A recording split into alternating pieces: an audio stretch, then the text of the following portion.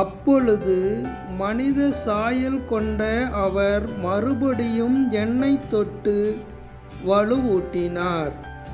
மேலும் அவர், மிகுந்த அன்புக்குரியவனே, அஞ்சாதே, உனக்கு சமாதானம் உண்டாவதாக, திடன் கொண்டு துணிவாயிரு என்றார்.